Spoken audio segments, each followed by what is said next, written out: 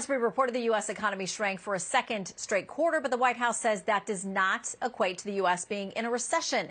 To break down the latest economic data and what it means for your wallet, let's bring in tonight's panel. Democratic strategist and former New York State Senator David Carlucci, Club for Growth President David McIntosh, and Heritage Foundation President Kevin Roberts. Welcome to all of you. Great to be here. Thank you, Shannon. I want to play a little bit of sound from members of this administration saying that this is what the American people have been crying out for, new spending to meet the moment.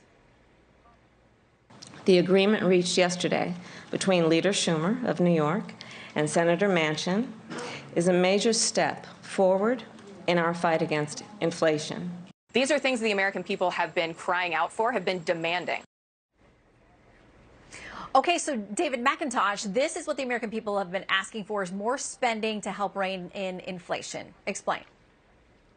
Wrong, wrong, wrong. What the American people want the government to do in Washington is stop the spending freeze, and they certainly don't want to pile on higher taxes in the middle of a recession that was just made official today.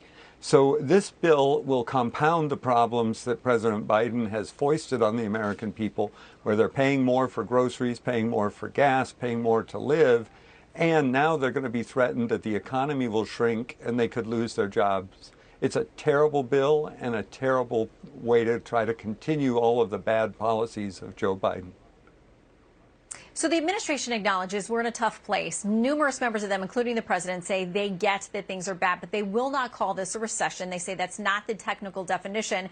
But here's a new poll. This is from CNN. It says, do you think the economy is in recession or not? 64% say yes, they believe that it is. And Kevin, when it comes down to it, and when people head to the polls within a matter of months, their perception about their own ability to put food on the table and gas in the car is going to matter a great deal. Well, it's going to be huge, Shannon, and that's the ridiculousness about this Orwellian use of language that this administration not only wants to redefine recession, but it has redefined inflation, it's redefined vaccine. Heck, they've even redefined the word woman.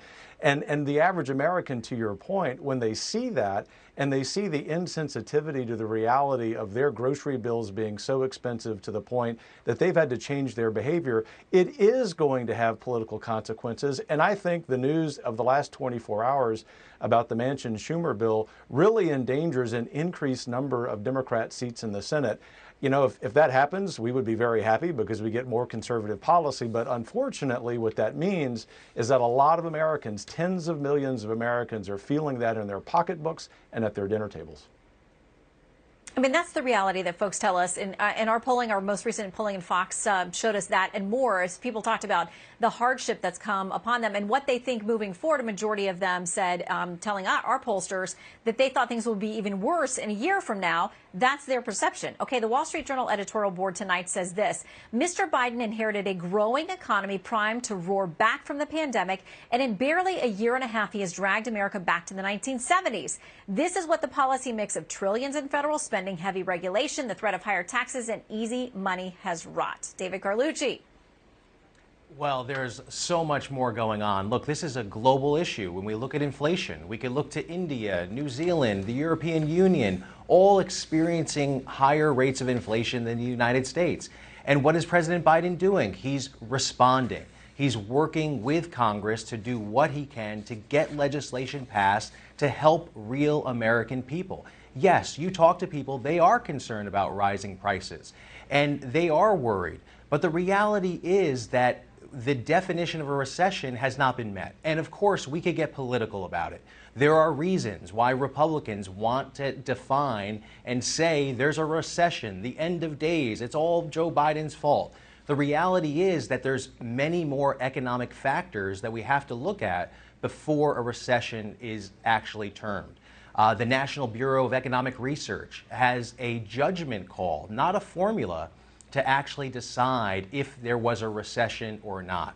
The chairman of the Federal Reserve saying the same thing. Yes, there is the decline that we've seen for the second straight quarter, but there are other factors like an extremely tight labor market.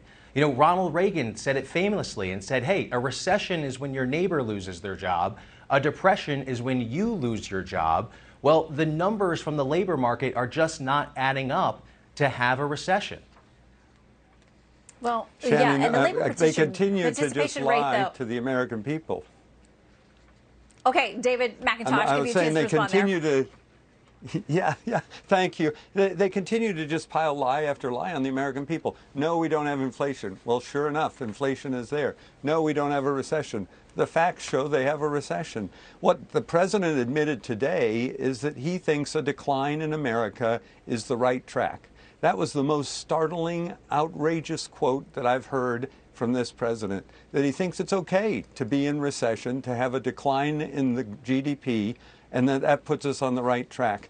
We've got an ad that's going out right now, started today, in key Senate districts and states that points out to the American people the truth. And that's what's going to continue between now and the election. And then Washington will have to wake up to the fact the American people are not going to be fooled by glib lies coming out of this administration. They do continue to tell us in polling across the board that the economy is their number one concern. So that's got to show up at the polls. Kevin, I want to read you something else from the Wall Street Journal editorial board tonight, talking about this deal that Manchin has made with Schumer and with the White House. It says the Senate GOP got played. It says Republicans have co-signed some $1.28 trillion in new non-defense spending this Congress, while they now stand helplessly by as Democrats pass another $433 billion in spending. What's the GOP's role, responsibility, and where we are right now? Well, Shannon, you know me well enough and you know Heritage well enough to know that although we're conservative, we're always going to call the balls and strikes. And Senate Republicans did get played. Now, I can only assume that they operated in good faith. I would assume that. And the problem is that earlier this week, they signed on to that monstrosity of a $250 billion CHIPS bill, purportedly to be tougher with China, that is only going to lead to the construction of more chip factories in China with our taxpayers' money. Had they not signed on to that, they wouldn't even be in this ridiculous situation of having been played by Manchin and Schumer. But this is really the point. I just know, spending as much time outside D.C. as I can, being an average guy from a working class family, that when the average American sees this nonsense in Washington, this is what burns them up about business as usual, and the really cute kind of academic redefinitions of recession to the point that we have never heard in our careers will madden them when they go to the polls. And while I may rejoice in the outcome of that, which will lead to conservative reform of all of these problems, unfortunately, because my family lived that in the 1980s during that recession, it's really hard for families to make ends meet right now. And for our fellow Americans, we really do need to look past the politics and the political games and encourage our senators, especially the conservatives, to be courageous this week on behalf of the average American. Well, none of us on this panel can balance our checkbooks at home the way that they do in Washington. And both parties have done a lot of spending of money. So we're going to watch and see how this all plays out. David, and Kevin, thank you all very much. Thank you. Thank you, Shannon. Thanks for having me. Hey, Sean Hannity here. Hey, click here to subscribe to Fox News YouTube page and catch our hottest interviews and most compelling analysis. You will not get it anywhere else.